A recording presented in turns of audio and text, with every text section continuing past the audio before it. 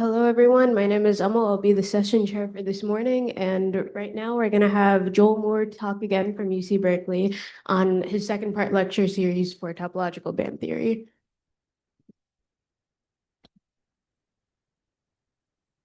All right.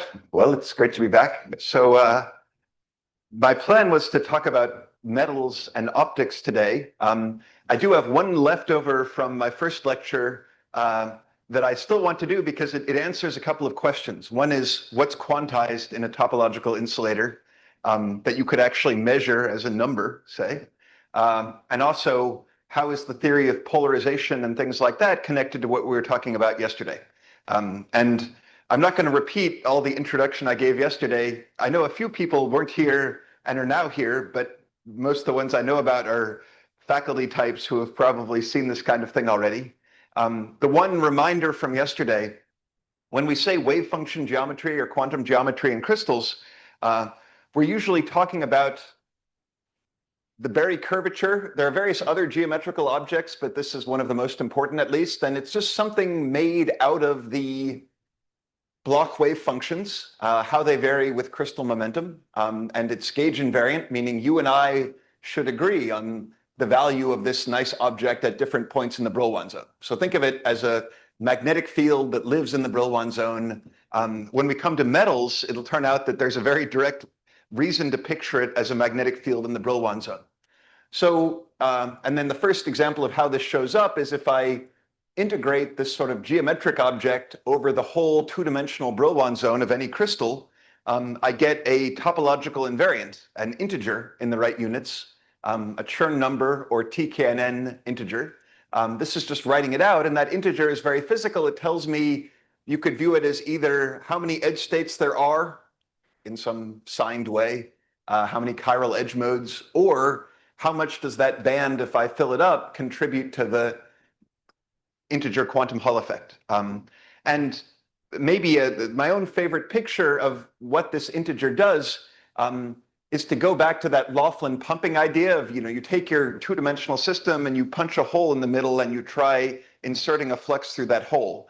And many bands won't care. They won't respond non-locally to that flux, that Aronoff-Bohm effect, but some bands will, a Landau level will, and these Chern numbers basically tell you which bands are like Landau levels and which ones are not. All right, so now on to other uses in insulators of the Berry phase, either the Berry vector potential A or the Berry connection B. And it turns out that in some ways the simplest, although there's a lot of subtlety, which is why it took people a very long time to understand and agree. Sometimes you want to calculate the electric polarization of a crystal. And we know that A is like a gauge-dependent thing. Like you and I, we will disagree on A by a gradient of our phase choice. But one thing we can do is look at loop integrals of A, and those will be almost gauge invariant. They can be gauge invariant up to some non-contractible gauge transformation, which is related to an ambiguity of polarization that I'm not going to say much about. But basically, the way people calculate polarization, say in density functional theory now, is just to do this integral. I wrote it out in 1D, but it basically is the same. It's a line integral through the Brillouin zone of A. And that's a clue as to the physical meaning of A that we'll kind of come back to when we talk about crystals. If you're asked, what is A, aside from this mathematical object, what does it tell me about? Basically, it tells me something about where does the wave function sit inside the unit cell. It has information about position. So everything you normally learn about band structure, like energy as a function of K and all that, doesn't really involve that microscopic structure. So somehow the microscopic structure information only comes in through the wave functions. Maybe if you did optics in an old-fashioned way, you would be looking at matrix elements between wave functions. But it turns out even for ground state properties like polarization, this matters. And a sort of mathematical way to express how is this related? Sorry, somehow I heard we have another one of these. This one, maybe the battery died. All right.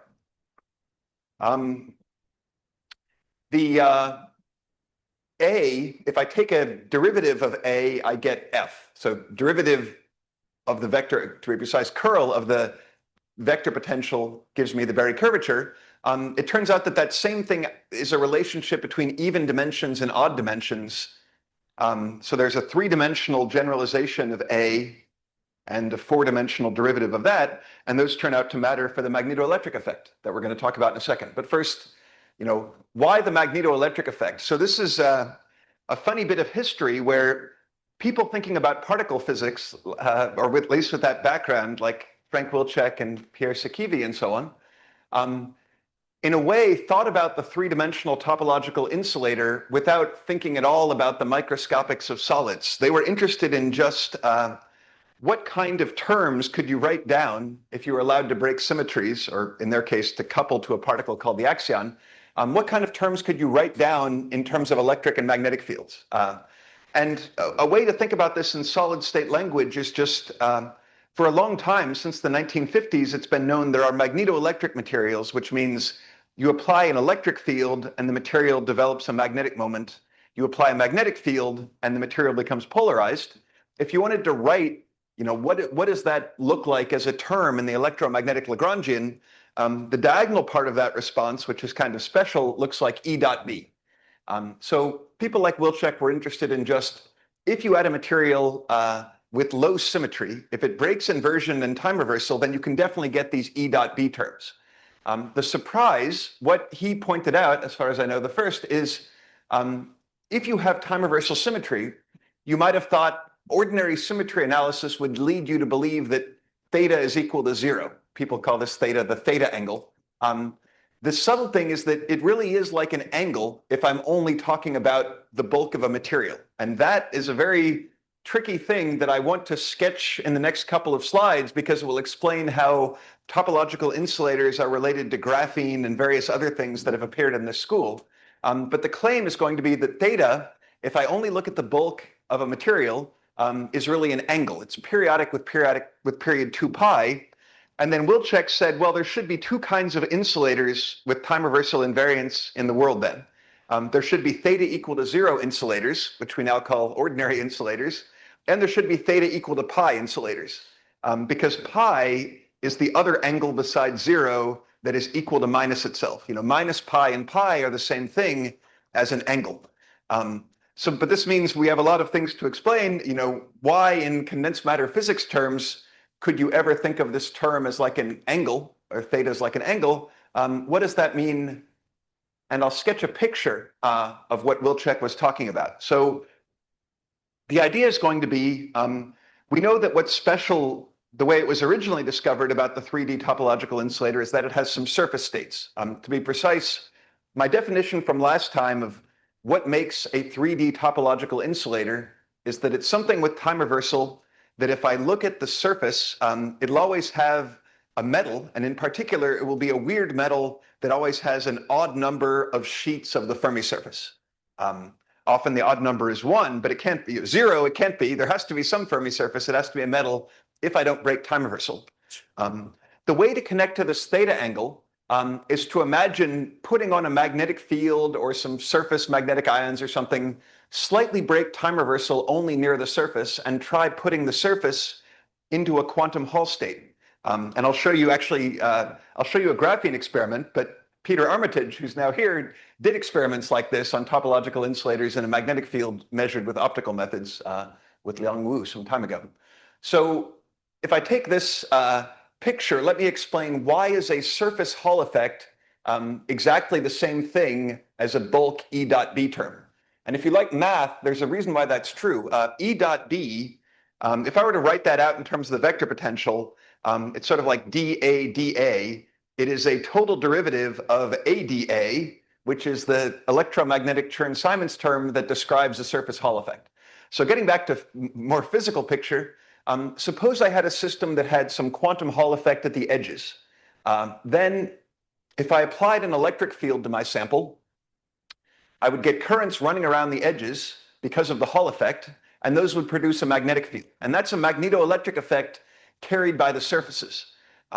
So the claim is that any magnetoelectric material with a theta angle will have a response like this that you could view as driven by surface states. The special case of time reversal invariance will give you theta equals to pi. And that seems very weird because it says that at the surface, you have not an integer Hall effect. If you plug in theta equal to pi, you get a half integer Hall effect. So that is a strange claim because we talked about before, the integer Hall effect, half integer Hall effect is normally not a quantized thing. It's some kind of metal. But this is saying that there's a sense in which topological insulators with theta equal to pi have half integer Hall effect. Let me explain why that makes sense using graphene as an example. And this was a historically important experiment on graphene. This data is from Philip Kim's group when he was at Columbia. And it was one of the experiments that really convinced people that we had made a single layer of Dirac fermions. So this is from around 2005 or so, I think. So very soon after the discovery that you could pull off layers of graphene with Scotch tape. So what they did was just measure the integer Hall effect as a function of gate voltage. So basically moving the chemical potential from below the Dirac point to above the Dirac point. And in normal quantum Hall samples, like what you saw yesterday, the quantum Hall effect looks like 0, 1, 2, 3, 4, 5 times z squared over h. In graphene, it looks weird. It looks like, if you can see the plateaus down at the bottom, for example, 2, 6, 10, 14, 18, 22. So why do the integer plateaus look like that? Well, the special thing about those numbers is that if you divide them by 4, you would get not integers, but half integers. You would get like 1/2, 3/2, 5/2, and so on. And you also get the negative versions because graphene is very symmetric. You get negative 5/2, negative 3/2, negative 1/2. So why divide by 4? Well, if you remember the counting from Cecile's talk yesterday, in graphene, you've got 2 valleys and 2 spins. So graphene, in my counting, would have 4 sheets of the Fermi surface. If I only had 1 sheet of the Fermi surface, like in a topological insulator, I would divide by 4, and that would give me half integer Hall effects. You could say that this experiment on graphene is measuring that 1 Dirac fermion would not have an integer Hall effect, it would have a half integer Hall effect. And that was predicted theoretically a long time ago, but I think the first good experimental evidence for it was this experiment on graphene, which is why I like it. So that's sort of indirect proof. You could ask, well, why can't I just measure e squared over 2h, the half integer Hall effect on one surface? Well, there's always another surface of the topological insulator. You can't really get rid of it, but you can try to use, say, the delay in time between one or the other or other things to try to infer that they're behaving independently. And another thing to note, so why is theta an angle? You can also kind of guess from this picture. Because suppose I gave you some 3-dimensional material that had these unusual surfaces. You could always, if you wanted, without modifying the bulk, add some integer quantum Hall state. If you want, you could graft some graphene or something onto your surface, and that would shift the Hall effect at the surface by an integer, which corresponds to shifting theta by 2 pi. So without modifying the bulk, you can shift theta by 2 pi, or the surface Hall effect, by e squared over h. But if you want to get a fraction, then that really has to come from the bulk. So I feel like it's a totally different way to get a fractional kind of Hall effect. Instead of fractionalizing the electron, it's just kind of an offset that the surface inherits from the bulk. So the mathematics of this, as you can imagine, is fairly complicated but very beautiful. So I'm going to have just 1 or 2 slides on it, and then I promise we will go back to very simple physical things. But I spent enough of my life working on the non-abelian gauge field explanation of the magnetoelectric effect that I have to talk about it.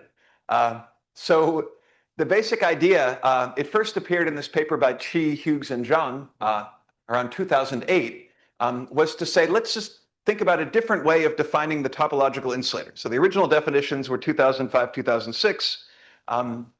But there's a different way to do it that is at least more elegant, I think, in terms of the Berry phase gauge field. It's not as easy to calculate as the earlier ways we had, but it's a way to connect it to some neat ideas about gauge fields. And basically, I told you before that there's just like in 1D, or at least above 1D, 1D or above, there's the vector potential whose derivative is the Chern form. 3D, there's an object called the Chern-Simons form, which is this thing. It's sort of AdA minus A cubed. And that part at the bottom, this is an object whose derivative is the second Chern form and is related to the 4D Hall effect. In 3D, this is an interesting mathematical object. You can integrate it for any band structure, and it will give you, in general, a piece and sometimes all of that electromagnetic theta angle that you measure. And one thing that was known about this Chern-Simons form by the particle physicists who first wrote it down is that if you make a gauge transformation, theta can shift by 2 pi times an integer, which is sort of just the right property. And that's actually the way electric polarization behaves as well. You can shift it by an integer under large gauge transformations. So if you like gauge fields, what this says is that the magnetoelectric effect is a way to use lots of stuff about gauge theories that was originally invented in the hope it would describe particle physics. Turned out to be pretty useless for particle physics, but it's useful for condensed matter physics. Oh, yeah. You said it is actually just a piece of the. Yeah, so I think I have, in topological insulators, it's the whole piece. So in any I told you I spent a lot of my life on this, and this is the proof, I guess. It was Andrew Essen and Ari Turner. So in a general magnetoelectric, so topological insulators have theta equal to pi, and theta is given exactly by that formula. So one thing we did was ask, suppose you had any magnetoelectric material going back to the 50s, say breaking both time reversal and inversion. Then you can calculate the full magnetoelectric tensor. In other words, now it's not just one angle. Sorry, it is this kind of 3x3 tensor. And that 3x3 tensor has both a geometric piece and a piece that really looks like a Kubo formula of polarization, electric moment, and magnetic moment. And that's this middle part. Again, completely the uniform. This possible tensor. Actually, even the, if by uniform you mean diagonal. Yeah, but I think even the, there are sort of non-geometric parts even to the diagonal, contributions even to the diagonal part. In general, I mean, not for the topological insulator, not for some special two-band models, but. So what do you mean by uniform? Just the same in all directions. I would call that isotropic or diagonal myself, but yeah, I think it's the same thing. But anyway, yeah, I think that's the middle term, which is the non-geometric one. The middle term does contribute even when I is equal to j. Okay, so yeah, you could have a traceless part. I see what you mean. You could have a traceless diagonal part that would not, in a sense, be isotropic. But I think there can be an isotropic part even from the middle, but not in topological insulators. Okay, this was getting on 15 years ago, so I say that with like 90% confidence rather than 100% confidence. But I think the middle term can contribute. Yeah. That's right. In fact, this is a warm-up for metals, where metals have both a geometrical contribution that we call intrinsic, and then other extrinsic pieces in most of what we can measure, and a lot of the challenge is to try to separate them. So here, the good news is, there are various symmetries. They could be crystal symmetries, they could be time reversal. There are various symmetries that let you, that would guarantee that all you measure is the Chern-Simons piece, but that's not always the case. One neat little fact about how people working on the theory of polarization probably could have guessed this a while ago. It turns out if you're working on a 3D polar crystal, there's a natural unit, or people call it the quantum of polarization, which is if I gave you a crystal and you tried to measure its polarization, you'd effectively be measuring the surface charge density. Surface charge density has the same units as bulk dipole moment per volume. The surface charge density is ambiguous by 1 charge per transverse unit cell omega. That's what omega is. It's the sort of area of a surface unit cell, if you like, because you could add 1 charge in every unit cell, and that would preserve the fact that you have a crystal. It would preserve a unit cell. Likewise, there's a quantum of flux, which is 1 flux quantum per transverse unit cell area. And if you take the ratio of those two, you get E squared over H. So in a sense, E squared over H is not only the quantum of sigma xy, it's also the quantum of magnetoelectric response in crystals and indeed in anything else. So that gives you sort of a different interpretation of E squared over H in every dimension. All right, so that I think is what I wanted to say for insulators. And now the rest of the talk is a mix of some basic things about insulators that were really not understood until about 2000, even though they were written down for the first time in the 1960s. And people didn't really understand the Berry phase. It's a bit of a sad story. Karplus and Luttinger knew that this interesting term had to be there, but they couldn't really convince the rest of the world. or at least people knew it was a possibility, but Qian New in particular did a lot of work to explain that this was a Berry phase and make it part of the canon of physics, I guess. So that's in conventional metals. Then I'll talk a little bit about the new topological semi-metals discovered around 2013 to 2015. And then the newish part of the talk is about quantized optical effects and geometry and optics. So I'll build up to that. So what Karplus and Luttinger were talking about in the modern language introduced by Qian New is a magnetic field in momentum space, kind of like I claimed the Berry phase was. So suppose you go look in Ashcroft and Merman, say, then you'll find equations for a wave packet in a metal. Like semi-classical transport in a metal is really a workhorse that we use to explain a lot of experiments. And the momentum change in time, the force on a wave packet, is the Lorentz force, E plus V cross B. If you look in the book, you will only find the first term in the velocity of the wave packet, the group velocity, and that's how band structure modifies velocity. The second term is in new books now, starting to appear. It's usually called the anomalous velocity. Basically, if you want the first term, the group velocity would be there independent of the shape of the electron in the unit cell. It's just coming from the energy dependence on K. The second term, suppose that at some momenta the electrons are sitting on atom A, and at another momentum they're sitting on atom B. Then if the momentum changes, the electron is kind of shifting from A to B. That's an extra part of the velocity from changes in the unit cell. I learned that interpretation from Duncan Haldane. I'm not sure if it existed before, but it's very helpful. And this F is the same F we talked about before. It's the curl of A. A is polarization. Changes in polarization, like derivatives of it, we would indeed expect to be current. So an older way to look at what this term is, it's like dA by dK, dK by dt. All right, so effects of this, I mean, what it was originally discovered for was Hall's measurements on the Hall effect, like Hall effect in magnetic metals going back to 1890 or so at Johns Hopkins, things like iron. That turned out to be a surprisingly hard problem. It's clear that there should be some Hall effect, but there are different contributions to it. And what is sometimes the dominant effect, but not always, is the one that comes from this Berry curvature. I'll then talk about more recent work. We got very interested in nonlinear optics for a couple of reasons. One was to prove the existence of this term in some materials that did not break time reversal. It turns out that one reason why the second term, the anomalous velocity, doesn't appear in textbooks is that if you have both inversion and time reversal, it's generally not there. You kind of, in order to get a metal to do something interesting with the Berry curvature, you should break either inversion or time reversal. So iron, for example, breaks time reversal. If you have materials that break inversion but not time reversal, then photocurrent is a good way to look for the existence of that term. But maybe the first question, let me explain how you can get something interesting in a normal metal, but I don't think you can get something quantized. If you want something quantized, you should go to a topological semi-metal. And that's one of the punchlines for today. So this is the slide I showed before that basically you need the Berry connection A to calculate polarization.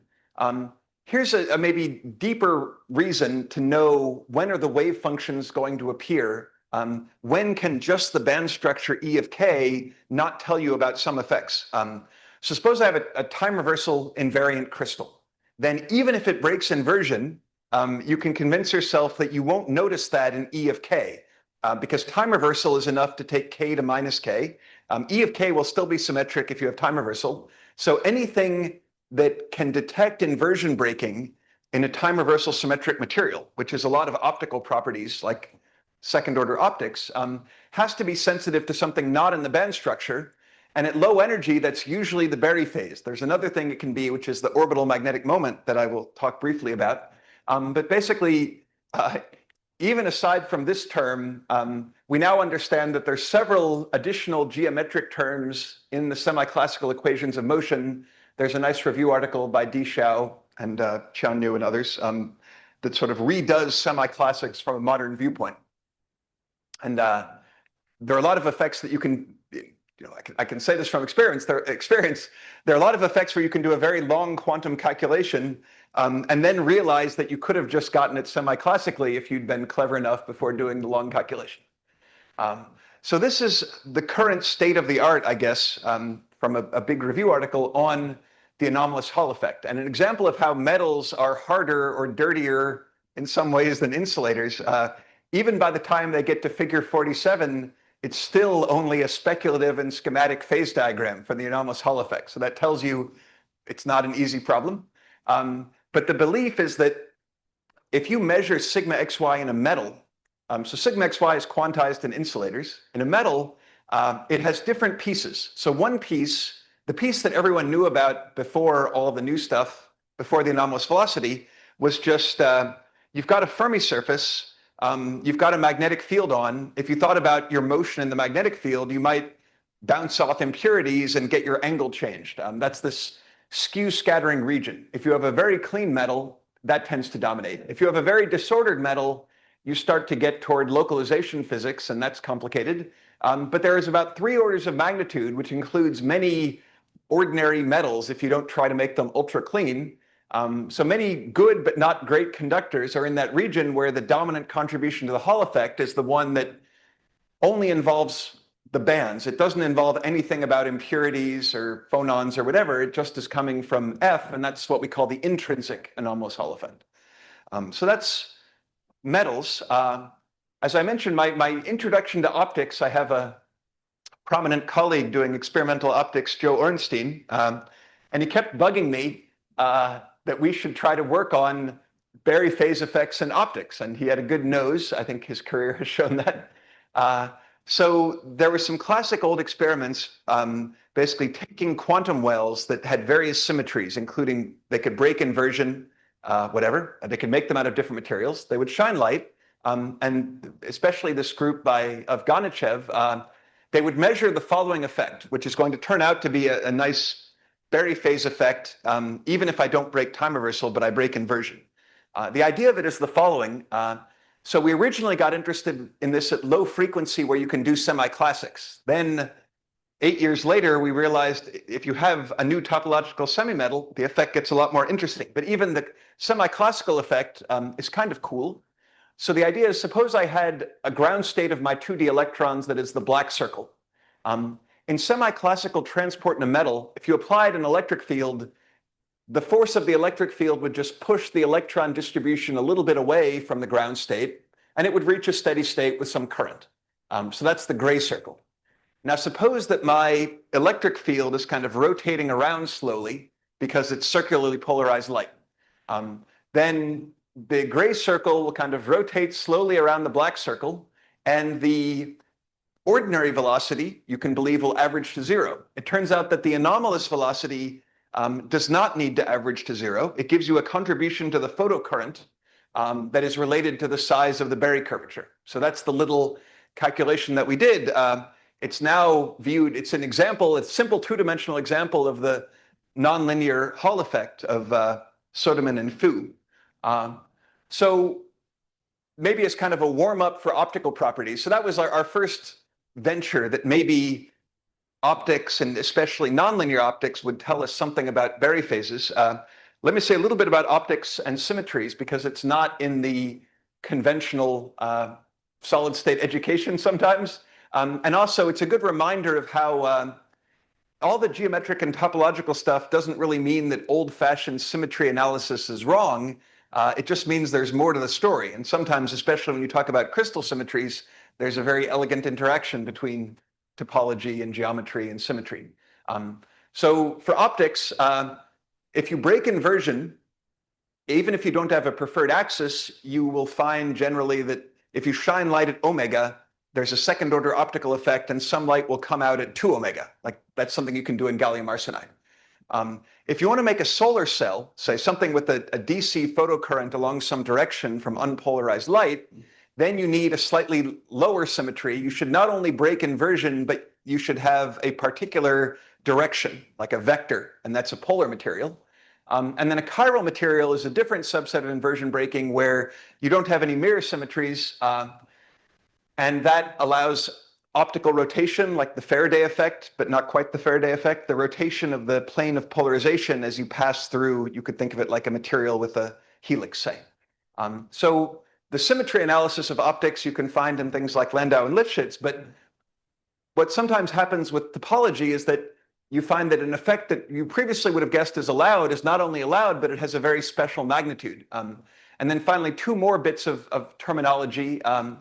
When you try to make a photocurrent, you shine light on something and you drive a current, there are really two kinds. Injection current, the current increases in time as you shine the light.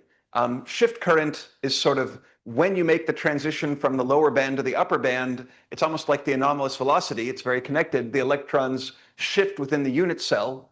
And these are both contributions with slightly different symmetries in second order optics. All right, so that's just kind of background. Now, what happened between 2010 and 2018 that made us want to revisit optical properties? Well, one big discovery around then was, if you like, two different three-dimensional versions of graphene.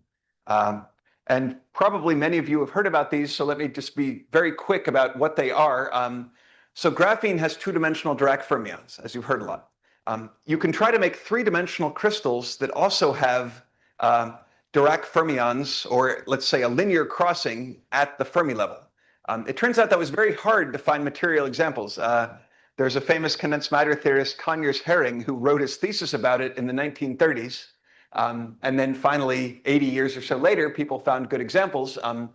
And the two examples go back to the early days of quantum mechanics, actually. So Dirac, soon after Schrödinger and Heisenberg and so on, Dirac wanted to write down an equation for the electron that is compatible with special relativity, like a first order in time, first order in space equation. And he found one, but it predicted, it was all about 4x4 matrices. And of course, the big prediction that came out of that was, in addition to the electron, there should be a positron. In our condensed matter language, his 4x4 matrices correspond to linear touchings of bands, so massless particles where four bands come together, for example, at the gamma point. And that can happen, that is what will happen if you have inversion symmetry and time reversal symmetry. If you break either of those, then soon after the Dirac equation, Hermann Weyl pointed out that actually, if you had massless particles and you break some symmetries, you can separate the four particles, the 4x4 matrix, the Dirac equation, into two kinds of particles that don't mix with each other. And here's sort of the intuition for that.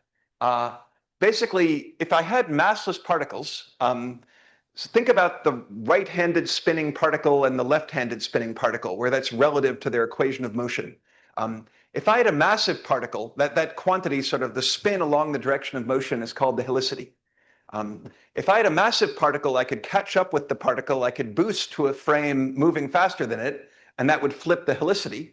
A massless particle, I can't do that. So for example, when people thought the neutrino was massless, they all thought it was a Weyl fermion, most likely. But turns out the neutrino is massive, can't be a Weyl fermion, but that's okay because we can find them in solids, in particular tantalum arsenide. So as I mentioned in the first lecture, Weyl fermions seem not to exist in the standard model, but you can make fun of your particle physics friends because they do exist in condensed matter.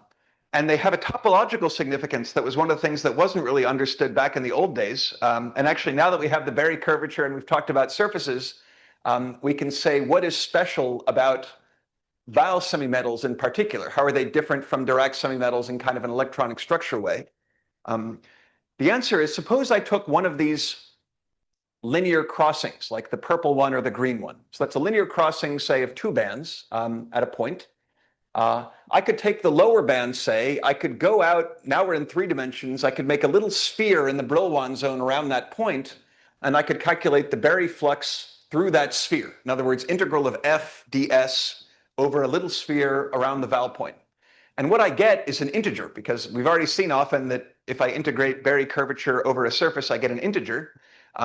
For any normal crossing, that integer is 0, but Weyl points you can view as monopoles of Berry flux, meaning a little sphere around them will pick up a large quantized value of total flux.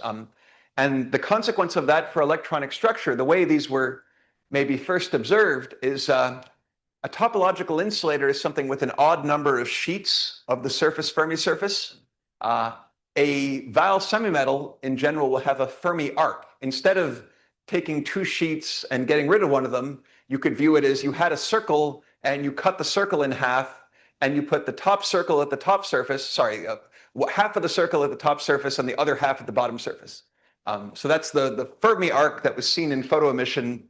And then we got interested, and a lot of people were interested in, just like in the topological insulator, first it starts with an electronic structure observation at the one particle level, but is there some kind of quantized response that you could measure that would be unique to Val semimetals? And an example of why that's not crazy, but why that's never going to be as perfect as probably happens in insulators. So I said that the quantum Hall effect in insulators is quantized to like 1 part in a billion. That's partly because it's protected by an energy gap. It's very robust to disorder. You can use it to redefine the volt, say. If you want a quick and dirty measurement of the most fundamental number in nature, dimensionless number at least, you can get a friend to give you a sheet of graphene and you can hold it up to the light and try to look through it. Because the amount of light that gets blocked by the graphene is about pi times 1 over 137. 1 over 137 is the fine structure constant. It's kind of the dimensionless strength of electromagnetism, E squared over h bar c. And that quantization is not perfect. It gets corrections already at the 1% level. In fact, it's kind of lucky that the corrections are only 1%. You might have guessed they would be larger.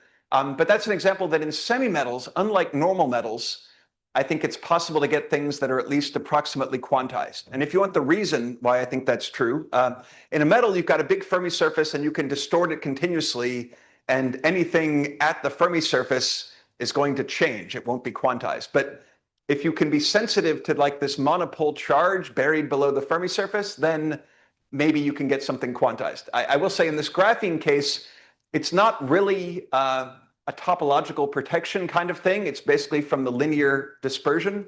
And as a result, it doesn't work at very low frequency. It doesn't work at very high frequency because the bands bend. It doesn't work at low frequency because of disorder. It's not stable to disorder, but it happens that in the visible, it works pretty well. So can we do something like this with Val semimetals and more topological? And I'll tell you how we could have guessed the answer, but again, it's one of these cases where we didn't realize what we were doing until it was sort of done. Let's look back a bit and ask what kind of quantized response could you get in a nonlinear response to electric field, just by power counting, basically. So if you want the 2D Hall effect, and this is a way to kind of unify all the different things that people were trying for Val semimetals. So I'm going to try to convince you in a second that you have to go to nonlinear response because linear response is not that uniquely interesting in Val semimetals. It's a Fermi surface property. It doesn't pick up the specialness of the Val point. Nonlinear optics can, and the way it works is the following. Suppose I just thought about the quantum Hall effect in terms of quantities, forget about spatial directions and indices and all that. Then I would say, okay, I apply an electric field and multiply it by E squared over H, I can get a two-dimensional current density. And that says it's at least possible to make a two-dimensional current density responding to an electric field without having to use anything about the material. I didn't have to use a mass. I didn't have to use a Fermi velocity, whatever. If I wanted 2 powers of electric field, I'm going to need, here I've set C equal to 1 basically, but I'm going to need 1 more power of charge, 1 more power of H, and 1 inverse length and 1 inverse time. So by power counting, if you wanted to go up 1 more power of field, you could either get an E squared effect that is like an injection current in 3D, this 3-dimensional current density growing in time, or there's another effect that people have talked about, but I think it's a little bit harder to pull out, which would be a chiral anomaly effect. That would be like EB giving me a dN dt. And dN dt is not the easiest thing to measure. It would be sort of pumping from one Val point to another. People try to find indirect signals of that. And yeah, so that's the other kind of 3-dimensional effect in Val semimetals that might be quantized. So briefly, what happens with linear optics winds up being a neat example of how there are extra terms in the semi-classical equation of motion, even aside from the Berry curvature. It turns out, and this was realized by several groups in 2016, that the key object in the linear response of a Val semimetal is something that has to exist, but we never think much about, at least back then. Now we think about it a lot because of the moire materials. The orbital magnetic moment of Bloch electrons could vary with K. And if it varies with K, then you will get an interesting contribution when you apply a magnetic field in the equations of motion. So if you want to read more, there are some references, but this is a Fermi surface property involving the orbital magnetic moment of the electrons. You could just think of it as, you know, a crystal is made of atoms. We know that an orbital in an atom can have some moment. That remains true in crystals, so it should appear somewhere, and it appears in this effect. But the bad news is this effect is also there in, you know, selenium and various chiral metals. It's not really unique to vials, so that's why we go on to nonlinear optics to find something really different. So yeah, these are sort of what that effect is. It's basically optical rotation by the orbital magnetic moment of electrons. So if you are curious about linear optics, please ask me at the end, but I want to focus on the good news. I guess the last thing to say about linear optics, I said that there's another term in the equations of motion from the orbital magnetic moment. This is what it is. So as I said, yeah, we did a long quantum calculation, Shudan Zhang, Ivo Souza, and I, and then realized that it all comes from a simple semi-classical term, which is if you have that orbital magnetic moment m, and you have a magnetic field from your optical wave, then the gradient of m gives you an extra piece in the velocity, because it makes sense that, you know, you had an energy at each k, maybe you get a Zeeman term in the energy at each k, and if that depends on k, that's an extra piece of the group velocity, not the anomalous velocity. So that's the key to linear optics, if you're curious. So in other words, the orbital magnetic moment is yet another wave function quantity that we should really think about, although at the moment I don't know other places it appears than this group velocity correction. Yes? Right? This had anything to do with like the orbital Hall effect? The inverse orbital Hall effect, where the orbital moment transverse to the flow charge currents, and vice versa. I think so. At least, so, okay, I know about pumping like an atom with circularly polarized light. This is a bit different from that, but I think it is like what people have measured in some transport experiments in two-dimensional materials, I think has a contribution from this, but I have to admit, I'm not totally sure. Maybe we can chat at coffee. Leave a question. It appears in any different qualitative way than the spin moment, except there's just this orbital. There's an additional orbital term. Is it qualitatively different? It's qualitatively different because the spin moment doesn't really depend on k. So here, to get a velocity out of it, it was important that it depended on k. So that's why it appears. So yeah, there will be a piece from spin moment in general, but that piece won't couple in this particular experiment because it is generally same, the semi-classical thing. It's carrying angular momentum to it. That's right. I mean, if you calculate the total magnetic moment of a crystal, you will pick up a spin piece and you'll pick up this piece. And yeah, so that's where this had kind of first been thought about around 2005, I think. Yeah, so I think that's right. In most magnetic measurements, they will both appear. I think in this optical property, it will be dominated by the orbital part. We don't usually think about this so much in our materials community, but if you're a semiconductor person and you look at some band structure, all of the bands that a normal band structure are of the semiconductor, are labeled by J values, J3 halves, etc. And that's just this. I don't think it's. I don't think that's quite this. I think that works kind of. Yeah. Okay. I think this would reduce to that near a point with rotational symmetry. Like, you know, basically, I think what that's doing is saying near the gamma point or something, we can think of it almost like an atom with full rotational symmetry and use J. I think if you were looking at the full Brillouin zone, you wouldn't be able to quite get away with that. Those are related. Those are like, yeah, I think of those as like K dot P approximation labels. But there are other people here who may know more about this than I do, so someone can correct me. So now to kind of wrap up, or the last set of results I want to talk about, there's an interesting nonlinear optical property of Val semimetals. There's a kind of quantization that was predicted and seen at least a little bit experimentally. And after that, we sort of wrote down a kind of general theory of nonlinear optics using the projection operators that give that Pontryagin phase that I talked about last time. So let me launch in and see how far I can get in 10 minutes. So the recent work, the stuff that just appeared, is about quantum geometry of optics. But the way we got interested in this problem was, it turns out that some Val semimetals have extremely strong second-order nonlinearity in optics, among the strongest of any materials. That was discovered by Ornstein's group. And other Val semimetals, the ones that are more low symmetry, the ones that are chiral, have a different effect that is not maybe as useful, but is almost quantized. At least in a one electron picture, it's quantized, I should say. So tantalum arsenide is about the most studied Val semimetal, and it turns out that it has very strong second harmonic generation, one of the basic measures that you've broken inversion in the frequency range where many people do experiments. Why this happens is something I'll come back to at the end, but it's not directly because of Valness. We think it's a quantum geometry fact more than a topological fact. I'll skip that. So the effect that is sort of topological and can be quantized is actually the same chiral photocurrent or circular photogalvanic effect that I talked about earlier, this thing. And there I have the Soderman-Fu reference if you're curious.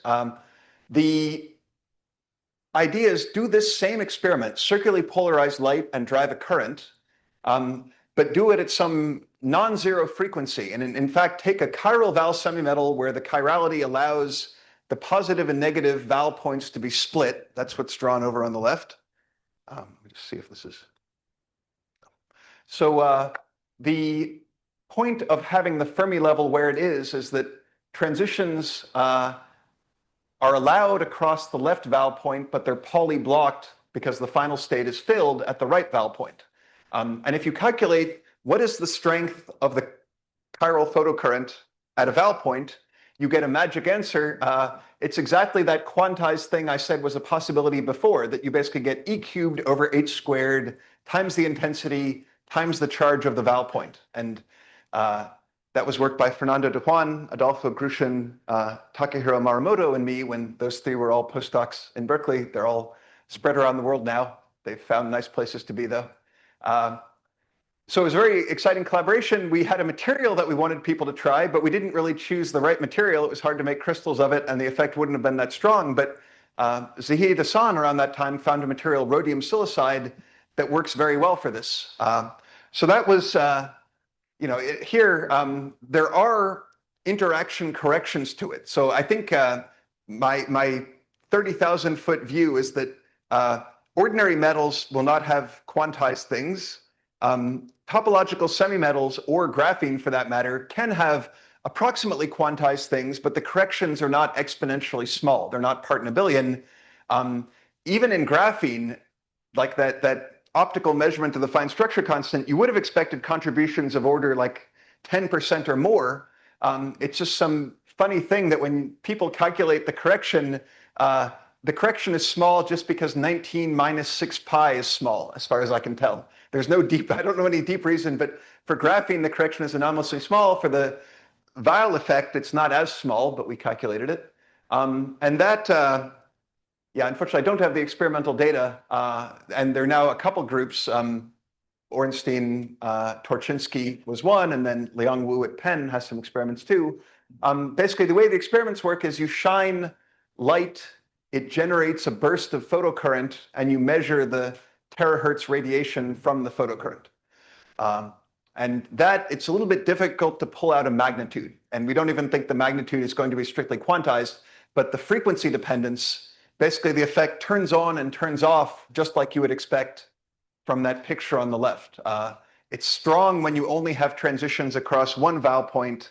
When you start to get transitions across the other Val point, it goes away. So all of that was kind of motivation for what we sat down to do the last year or so, which is that was like a special case where we were thinking about one vowel point, and it's sort of topologically stable and everything at the 1 electron level. But you'd like to understand in general, if you gave me block states or something, how could I calculate what is the nonlinear optical response of the material and apply it to something like tantalum arsenide or whatever. And our way of looking at it, which I think is sort of separating out pieces or thinking about pieces that are there in Sipe and Shkrebty and maybe geometrically interpreted in a paper by Jungyan Ong, now at UT Austin. There's one set of objects that control, here's an example of the shift current, but we also have formulas for the injection current and so on. Basically, you can write them all in terms of gauge invariant projection operators, and I don't want to get into the math. I want to give you a simple interpretation maybe of what the two terms mean. So there are these two pieces in the shift current. One of them I'm going to claim is kind of a ground state property that generalizes previous work on how ground state properties can relate to optics through so-called sum rules. The second piece is something new. We called it multi-state geometry. If you want, so this tensor C that appears in optical responses, one part, if I integrate over frequency, which is like summing over all the unoccupied states, one part I can write it only in terms of the occupied states, and one part I can't. So the part that I can write in terms of the occupied states, that means ground state property. So what ground state property is it? And then the second part, I don't have a very nice interpretation of it, but we can just calculate in various materials how large is it. So the meaning of the occupied term comes down to this. So these are just equations from our paper that basically the third moment of the polarization distribution, which is related to something called the skewness of the Wannier orbitals that I have a picture of on the next slide. That's what controls the largest part, sometimes the only part of the shift current. So what that third moment means is, and there's kind of a neat bit of history here. So Wannier orbitals are, just to remind you, you have, normally we think about a crystal in terms of block states. The second most popular way is to sort of partially transform that back to real space and think about what spatial orbital corresponds to your block state, Wannier function or Wannier orbital. So where that orbital sits, its center of mass is related to the polarization. Its size is related to something called the quantum metric, another geometrical quantity, and that turns out to be related to the strength of linear optics. So if you kind of integrate linear optics over frequency with some denominator, you will get the size of the Wannier orbital. And then nonlinear optics, if you had to guess what would control nonlinear optics then, well, what's the next moment after the average and the width? The next moment is the so-called skewness. It's basically how inversion breaking is the shape of the Wannier orbital. So in other words, even aside from its center of mass, it could be that it just has a shape that is different between the left side and the right side. That's skewness. So the left hand is left skewed, right hand is right skewed. Whether your orbitals look like the left or the right, if they have a lot of skewness, that will give you a lot of nonlinear optical response. And for example, that's what we think might be going on in tantalum arsenide. So, and again, yeah, that would be second harmonic generation was the experiment, and that also depends on these tensors. So because we didn't really understand the other part, we were curious, this multi-state geometry, this is saying that just like I said with the magnetoelectric effect, there are some quantities that have a geometric part and then extra stuff. The anomalous Hall effect is like that. The magnetoelectric effect is like that. This is saying nonlinear optics, unlike linear optics, the sum rule is like that.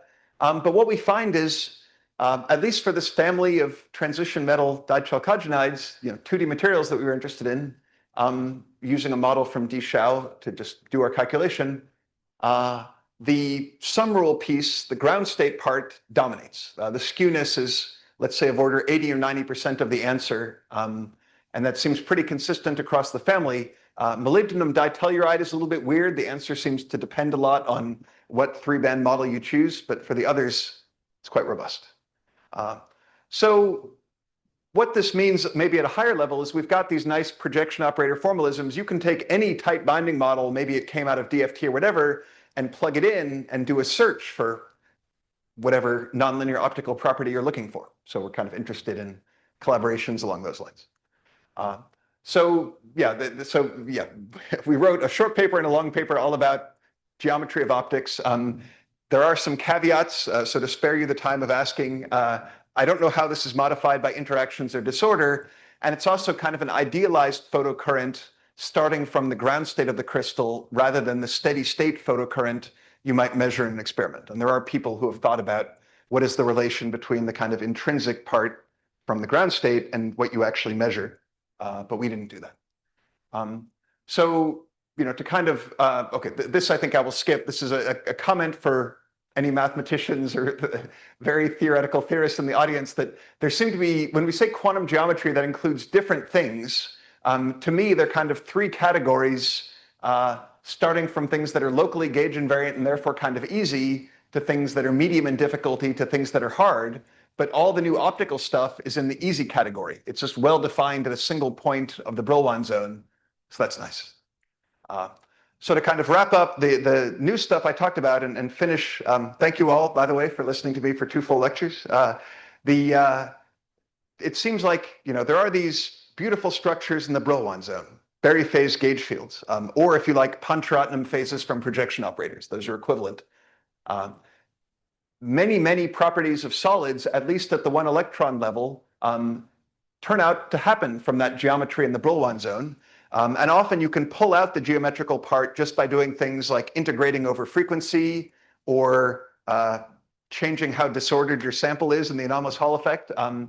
So I hope that there will be other quantities out there that will also have this geometrical interpretation. And if you're interested in more, there will be a 1-week workshop, I think toward the end of that long period. There is not a call yet for applications out for the 1 week. But if you are interested, the talks will be online, or maybe you can come out to Santa Barbara for a week. With that, thank you for your attention.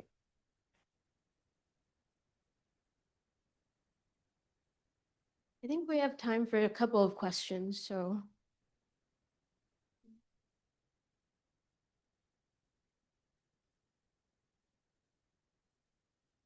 I have sorry, if you go back to your second to last slide. So you talked about quantities for which no manifestly gauge invariant formula is known. Okay, and now you have this formula, which is an integral over a closed Brillouin zone of this Trans-Simons form. Can you, actually, sorry if this is a dumb question, but can you clarify why you say that's not gauge invariant? Yeah, so if you make, I think by manifestly gauge invariant, what I mean is here I had to introduce A. I have to write down, I have to make a gauge to calculate it. With the projection operator, I don't have to pick a gauge because we'll always agree on the projection operator. So the manifestly is the key. I mean, this is gauge invariant under small gauge transformations, but not under large gauge transformations because those shift data by 2 pi. But right now, the way that 90% of people actually calculate this in like the DFT community is actually to imagine that you have a 3-dimensional material that can be adiabatically continued without closing the gap in a 4th dimension, like some parameter dimension, to something trivial. And then if you calculate the second Chern form, which is like F wedge F, which is locally gauge invariant, you can calculate that. So maybe a way to put it is, with both F, the Berry curvature, and F wedge F, the way I defined those was in terms of A, but I could equally well have just calculated those with projection operators around a small loop. There is no way that anyone has found to calculate this Chern-Simons form with projection operators around a small loop. You have to kind of add a synthetic dimension. So that's what I mean by hard, and then others are a little easier. But for example, with electric polarization, that's written as integral of A, but people realize quite quickly that there is a nice way to write that with projection operators, even though A is not defined at 1 point, integral of A can still be written with projections. But somehow integral of ADA, we can't write with projections yet. Okay, so it's more about like how hard is it to compute it in practice? Yeah, thank you. Which, it matters less to us, but it matters to the DFT people who actually want to compute stuff. Okay.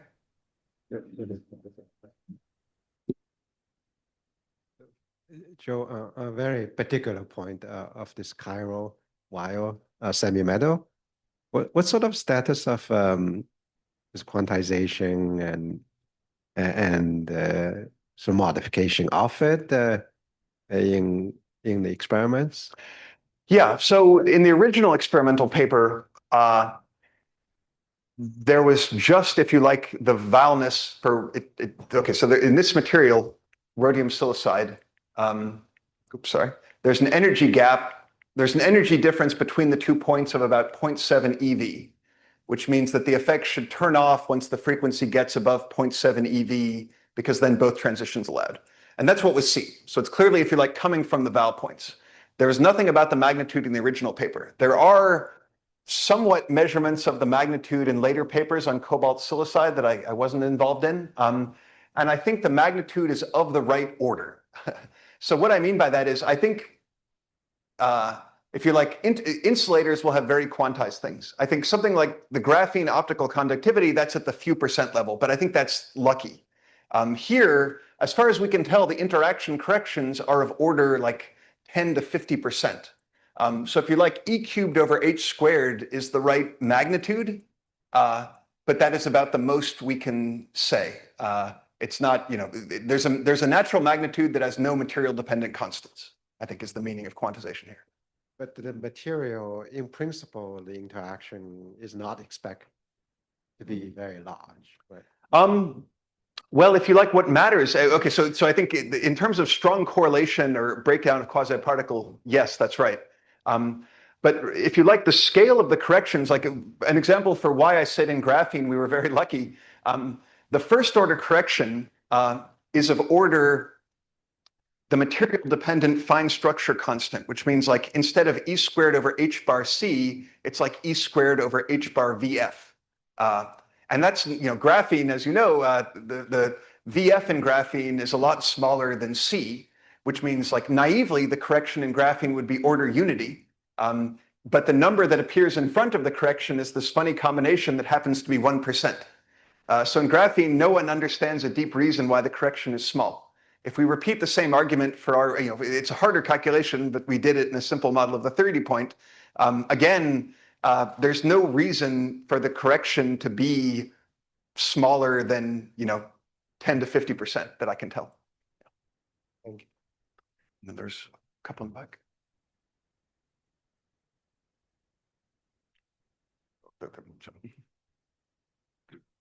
Hi, thank you very much. I'm curious about this wave function geometry. I was wondering if you can uniquely extract it from the measurements from nonlinear optical data. Not at the moment. That's not easy. The closest effort I know was for linear optics and for the Berkeley curvature and quantum metric, and I think I had a citation to that somewhere because I liked it. It's Ricardo Coleman's group. See if I can find it here.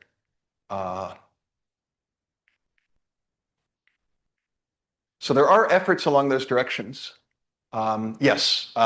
So this Coleman et al. Nature Physics paper was trying to do as many linear optical measurements as they could to sort of pull out some things about the single band geometry, which is the Berkeley curvature and the quantum metric. And even then, I think you probably have to put in a couple of assumptions. So yeah, full characterization of these tensors would be nice.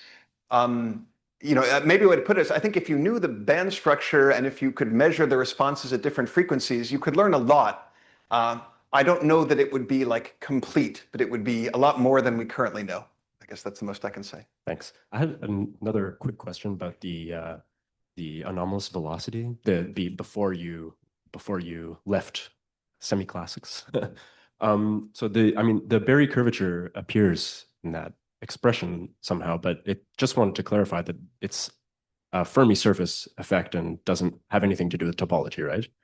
Yeah, I would say it has to do with geometry, but not topology, the way I divide it up. Yeah, and it is a Fermi surface effect. If you ask about the total contribution to the Hall effect, then it winds up, you can write it either as integral of F over the Fermi C, which no longer looks like a Fermi surface effect, but Haldane took the time to kind of prove that if you really wanted to, you could write it in a more complicated way as something just at the Fermi surface. Thanks. The Coleman paper is or it's purpose? I thought it was both, but I might be wrong. Just ARPAs, okay.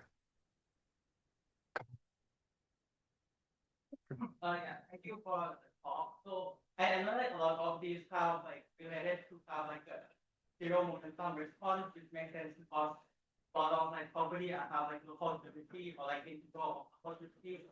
And is there like a way to understand like finite momentum response via like framework?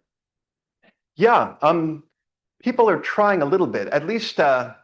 So there are a few papers on like linear in Q, quadratic in Q. Actually, that optical rotation linear optics in a Weyl semimetal that I talked about, that orbital moment formula, that's actually, if you like, first order Q expansion of sigma xy.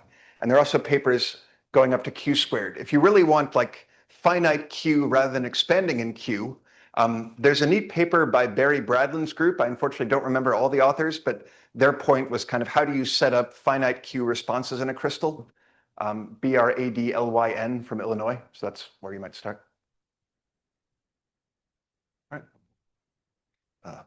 Well, Peter, you've asked enough. There's someone in back. But I have one question regarding the So there are this higher order topological insulator for which the surface is also gapped, but the inside the all the 3D impedant or the transformers impedant is still intact. So for that, is there a crisp explanation why the bulkhead correspondence doesn't work? And another question is, since the surface is already gapped, but it can be also time reversal symmetry. So what happens to the surface Hall effect? Does it become something like a surface pinhole effect? Or? I think in the cases I know of higher order topological insulators, if you want what was a bulk surface correspondence now becomes like bulk to surface to kind of edge or corner. Like in other words, there's no gapless mode in general in the surface, but there is a gapless mode on kind of the hinge, I guess, the place where two surfaces come together. So there is a one-dimensional mode that is predicted by the bulk topology. What's a little tricky, so I think a lot of the mathematics carries over. There's some kind of bulk thing you can calculate. What can be harder in that case is to distinguish, like, how do you know? Okay, so with the topological insulator, by counting sheets of the Fermi surface, you can know that that this couldn't have come from just the surface. It had to be generated by the bulk. I think what is a little bit tricky in the higher order case, and at least I don't fully understand the answer, is you can get some generation of a hinge state, but is there a way to tell that that hinge state came from the bulk and not, for example, as an edge of a surface state that was confined to the surface? Sort of the unique origin is sometimes harder to prove for higher order topological insulators of the like one-dimensional structure of a three-dimensional crystal. And there's a lot of work even on like corner charges of three-dimensional crystals. So the good news is, I mean, I think that's kind of like a mathematical issue. In practice, it seems like, yeah, you can calculate corner charges. For example, if you had a cubic crystal of some materials, you'd get a charge like E/8 or whatever at the corners. And I think that's robust and worth looking for experimentally.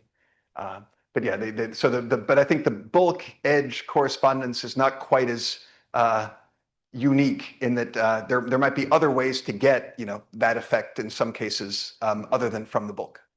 Okay. I think that we're running out of time now, so thank you again to Joel Moore, and we're gonna go on to the next speaker.